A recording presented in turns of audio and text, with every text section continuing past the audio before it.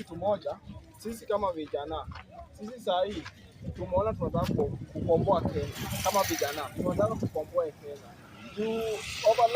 Over last those years, hizo miaka zimepita huko nyuma kama vijana. Tumekuwa na uongozi wa wazee na saa hii imefika mahali tumeona hiyo uongozi wa wazee tupeleki mahali, si hata kama sisi wa vijana peke yake, sisi kama wa Kenya tunapata hii serikali imefail kitu kama education sector. Unaona, unapata kama mimi niko na ndugu yangu haizi enda shule kwa ile njia sawa. Ukienda pale hospitali, sisi vijana, mimi niko na bibi. Huyu bibi bahati mbaya zae kwa kitu inaitwa CS. Unajua ile wakati wa uhuru, hata kama maisha ilikuwa ngumu, lakini alikuwa na kitu inaitwa linda mama. Unaona? So hizo ni challenges tunaona. Sasa unapata kama ukienda hospitali, unaona mtu kama mimi kijana, ukienda hospitali, yani bili iko juu, huwezi pata nauli ya kulipa. Na hiyo kazi pia hakuna. Ukienda ku apply pale kazi, unapata umesoma, umeenda ku apply kazi. Sasa hii kazi unaambiwa rudi next time. Kumaanisha inataka mtu akushike mkono akupeleke. Na wewe vile ni mfupi utaandikwa askari. Sasa mimi ninaweza taka tafadhali if possible ujaribu kufanya vijana wengine waelewe. Angalia kamera. In most cases unapata like kijana mwenye ameanguka chini na amepigwa na polisi, ameumia ama amepoteza maisha, ni kijana wa age nyingine kidogo sana.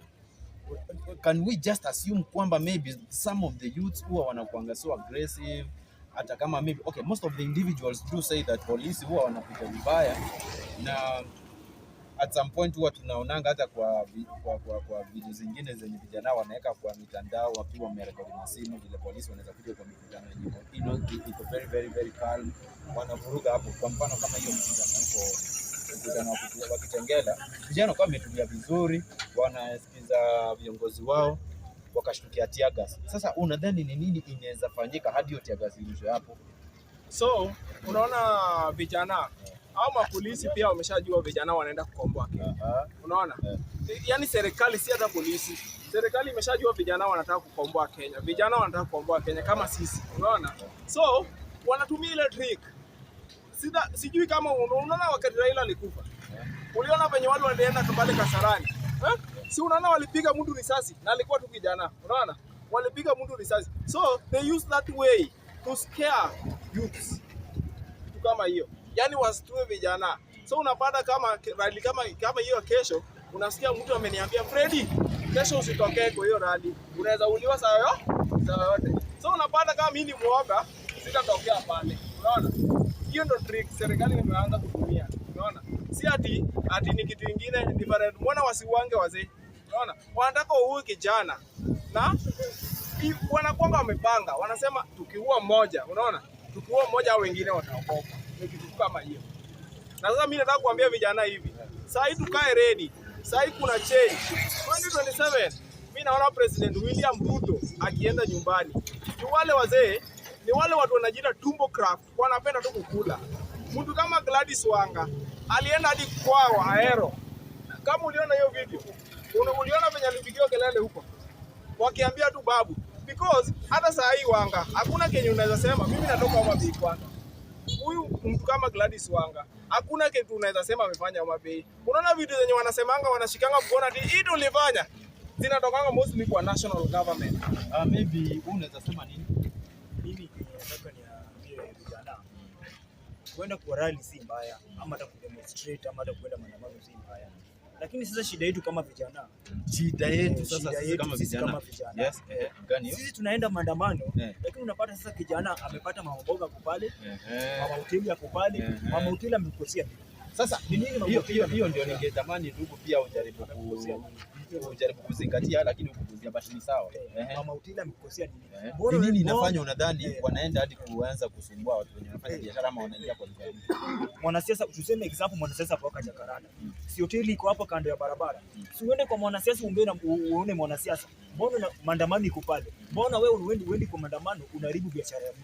Mama mboga ni mtu kama wewe. Yeye mwenyewe anauza pale kidhiri yake ya 50 bob yapate walipe watoto wake naweza enda shule. Wewe unaenda unaanza kuharibu biashara yake.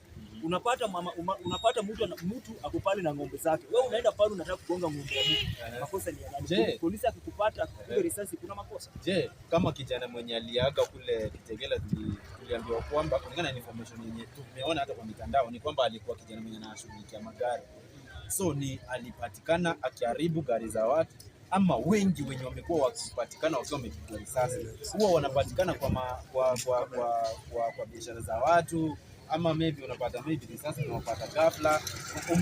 Huyu alipeana mfano mzuri kwa Kasarani. Kuna wenye walipatikana pale, walipatikana chini kwa Kasarani. Lazima sisi kama vijana ile rally ya Kakamega, ile rally ya Kitengela, the day before rally ya Kitengela, the interior CS Kipchumba Murkomen alikuwa ameshakataa hiyo rally. Alikuwa ameamuru hiyo rally isifanyike. Ambapo kama ni mtu akona akili haufai kwenda kwa hiyo rally.